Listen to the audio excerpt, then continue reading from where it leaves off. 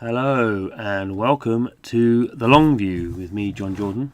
Today we're doing a first play of Spellsouls. So Spellsouls is a game from Nordeus. It's currently in soft launch testing. Nordeus, best known for football manager games, top 11. This is definitely not a football game. This is a fantasy kind of lane-based strategy MOBA, I suppose, to some degree. Been playing it for quite a while now, but let's go in and do a battle and we can see what's going on. So, PvP game.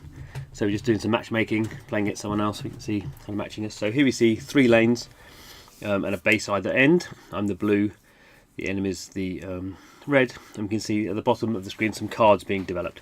So it's a typical mana system. So the mana is being created, and I can use cards of that amount of mana. So I've just dropped in, you see at the top of the screen there's these 2 fast moving guys. They're both mana 2, so I'm waiting for mana. My maximum is mana 4 now, so I can drop this kind of green guy off and attack this kind of goblin archer. You can see my base is being attacked, so I'm going to have to wait now for a 5, and then I can drop this big guy in here, this brute guy. So you can see here along the lanes what's happening is people are moving one way and the other. Oh, he's got a big attack going on here, so I'm going to drop this guy down. He's quite cool. He's has a big attack, and he also will take out one of these guys like a special move. But he's going to need some help, so let's drop this guy on there. Oh, he's just done a big powerful attack. So he's the other guy's trying to build a real strong attack down here. So I need to really try and defend and drop in some heavy duty guys who don't do a lot of damage. Obviously everyone has a different damage scenario. Oh, I'm going to get beat if I'm not careful. Right, so he's got a big guy moving there. I've got a big number 7 that I might need to have some help, so let's drop him on there, stop that attack. Oh no, I'm probably going to lose. Yeah, I'm going to lose now. Okay, the other thing is kind of his middle lane is moving quite slowly, but I'm just not going to get enough people, and now I'm going to die now. Okay, so you get an idea how this works. I didn't do very well. Let's have another go and see. But basically what you're doing is you're trying to build up different attacks using different cards. And we can see here, I'll just go into the deck editing scenario. So you can see this is my deck. So the ones at the bottom are my card collection. So I've unlocked 26 of the 43 available. You can see all these ones I haven't unlocked yet. But I've got these guys down here. Some of these can be leveled up when the greens flowing over them. It means I can level them up. To level up ones or power up, I have to collect these runes, each different. This is an undead horde. We can see it's a class says void, so that's kind of what it's got. The void class is red, its colour, so I need to collect red runes to level that up. What else can I do? This big guy here, the abomination, he's also a void class. So he needs red runes. Let's choose a different one. So natural guardian, he's a realm class. He's kind of green. He has a heals himself, and I need green runes, so you can kind of get an idea how that works. It's a card system as well, so you need cards, and also you need runes, and also you need the soft currency. But I've got quite a lot of soft currency. So I can't really do any leveling up to the ones I'm using at the moment. If I wanted to, I could. I'm pretty happy with my deck layout. I know how to play it, but if I wanted to, I could drop different cards in. We can see here actually it's quite good to see how I've built this deck. Not that it's a particularly brilliant one, I don't think, but you can see here I've got a few low level ones. I've got some 2s and 3s, so that's the amount of mana I need in order to play those cards. Building up to the most expensive one I've got is a 7 for this Punisher. If I go down here, I think there's these ones. There's like these big ones here. So the demon undead warlord. I need 10. He requires 10 mana. He's quite a cool card. If when you launch him, he attacks and he puts skeleton troops in all 3 of the lanes. But he needs 10 mana, so that's quite a lot. And I just found I wasn't really using him very much. 7 seems to be the limit, and I quite like this guy, the Hell Fiend. So he immediately destroys the weakest enemy in the lane. So he's good if you have a lot of enemies attacking you. But you can see I kind of doubled up a lot of these ones. It seems to work fairly well for me. What else is going on here? So you can see here, we'll see hopefully when I win, there's these open slots on the right hand side that you fill up. I mean, we know all about filling up victory chests and then waiting for them to unlock so we can get the rewards. There's also a victory chest here, so if I win 3 more battles that will unlock. There's this hog horde here, which is a new one as well, so it takes ages to fill up. I can actually fill it to 50% and then spend hard currency in order to open it quicker. But we can see here all the different the cards that you would get. You get gems and gold and all these different cards as well. So this was introduced fairly recently, so this is kind of a new retention kind of element. So let's go in, let's try another battle, see if I can do a bit better this time. Often you find what's interesting is there's quite a lot of randomness depending on what cards are originally getting your hands. At the moment I've got this 2, which this dwarf he's kind of useful, but he's very slow, so he's kind of useful to block the other guy off, but he's not going to attack the enemy very quickly.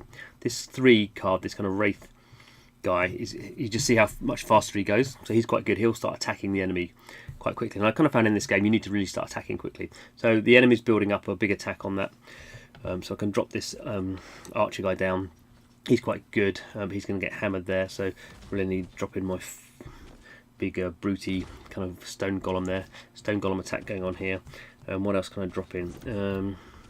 Oh, they've sneaked some guys in there. Oh, there's a massive attack going on down this lane, and I'm going to have to do some damage here. So he's really building up a big attack, and I'm going to struggle, I think. Let's see. See, the Hellfiend does a good job. I'm being attacked there, so I'm going to have to do something about that in the middle lane, because you really don't want your base to be attacked for any period of time, because it really starts to cause problems. So it's really you need to throw enemies in there, and it's why I like these like these archers, because they just kind of build up a big attack. And they just keep firing. You can see in that top lane, he just keeps firing and no one can attack him because he's miles away from them. So now I can start to build up my attack. He's trying on the top lane to try and attack my archers. So let's drop the Hellfiend on. He's going to destroy that one, because he destroys the weakest one, the weakest enemy unit in the lane, but there's only one enemy in there. He's going to destroy him. He's just dropped that big chap here with the big cleaver, the one I was showing you before. So we're going to try and just build up some attacks. If you can see, because I'm talking, I'm not really going very fast. As big attack go, oh my word, that's going to cause problems. So I'm going to win, so it doesn't really matter. He's got this massive attack going on down in the top lane, but it's fine.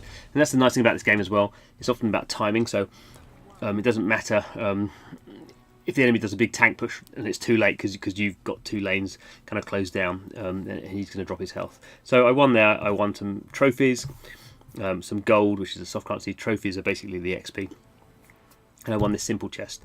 So the simple chest will be up there, and I can wait 3 hours. I can open it right now. I've got some of this open currency, so let's just do that. Open it now, so we can just see what we get. So we can see here. Oh, it's got a tree ant card, and then some runes. So that's helpful. I don't think I used the tree ant. I think I do have it. There's the tree ant down there.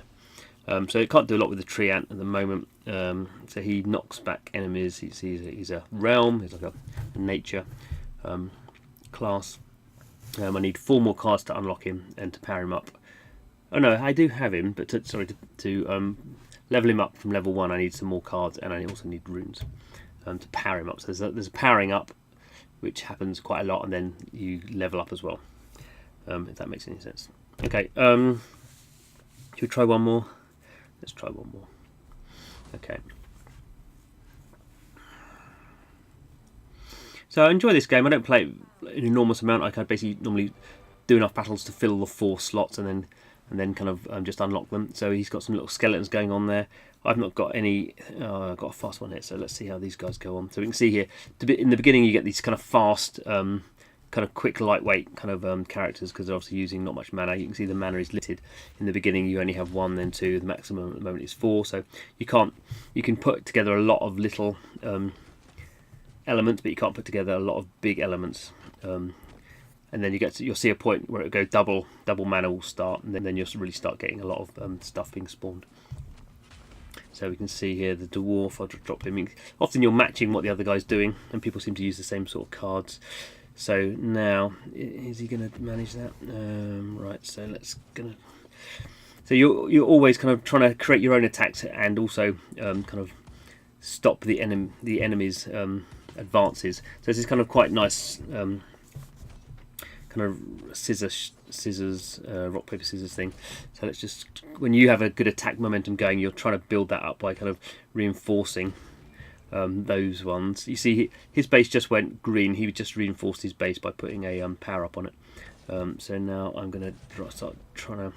So now I control all 3 lanes. So I'm going to quickly. Oh no, I don't control the bottom lane, but I'm going to have to protect that bottom lane because there's quite a lot of build up going on there. So often it's kind of good. You don't want to get your high level troops destroyed or overrun, but it's quite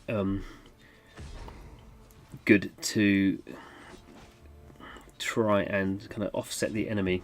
So by trying to put together quite big kind of groups that he can't then destroy. So this is quite a tight game actually.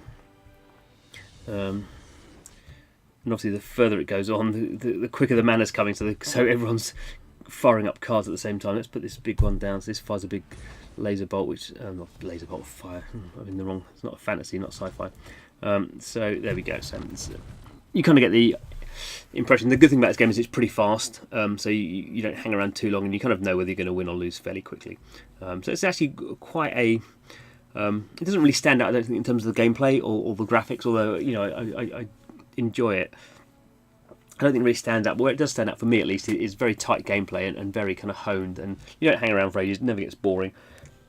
You either win or you lose. So this time I won the artisan chest, and this one, as we can see, takes 8 hours. Oh, have I just arenaed up? No. So this one takes 8 hours, so leave that one going. So normally what I do is I fill these slots up and then just wait for them to unlock. And I have actually gone up an arena, haven't I? Okay, so basically what happens, I'll work out how to do it. So that's the guild. I'm not in a guild. So it's different arenas. I don't know what I'm pressing now. So I've just leveled up to arena 4. So that's kind of cool. So basically I've somehow, I guess because I've leveled up to, maybe my XP leveled up. Don't know. I'm still not totally 100% clearly on this game, but I do enjoy it. Here's the so there's typical retailing. I don't really do much of this. So there's cards I can buy rather than just winning them. Obviously, I don't have enough hard currency, the gems, but I can obviously spend money to buy gems. Clearly, all free-to-play mobile games do that, but I can. If I had the money or wanted to spend money, I could go and unlock these ones and kind of level up my cards I wanted faster. Or even in this case, I could. That Scorching Ray was that thing I used right at the end. So if I wanted to get some more cards, I could spend. So I could buy with the soft currency because I've got quite a lot of that. So there we go. Spell casting area over the whole lane. So hopefully. Let's just level that one up. So this is the one I used. So Scorching Ray is basically a area attack. Pillar of Fire engulfs everything in its path. You can see the damage it's done. And I need 16 cards. I need 9 more in order to level that one up. So there we go. Spellsouls. It's kind of interesting. It has been in soft launch for a long time. Getting on for a year now, I think. And it has changed a lot graphically and even in terms of the gameplay. It's changed quite a lot. It's definitely got a lot better. Don't know when it's coming out, but it's something I keep coming back to. It's not something I play every day, but certainly play a couple of times a week. So it's one of those kind of, I call them kind of secondary games. It's not something you're going to spend all your time on. It just doesn't have, for me at least, that deep gameplay. Partly maybe because I'm not in a guild. It doesn't really have the same mission structure. But not all games can be kind of primary games. I don't think there's only 1 or 2 primary games you can play regularly, but whereas you can play a lot more of these kind of secondary games, which is kind of quite a nice mix, I think. So anyway, thanks for watching the video. Don't forget to subscribe to the Long View. In the Long View, we play free-to-play mobile games and do videos about things we like, mainly. Sometimes about things we don't like as well, but we try to be positive, do videos about games that we like and aspects of games we like. So if you're into that kind of thing, free-to-play mobile games, don't forget to subscribe, and hope to see you again soon.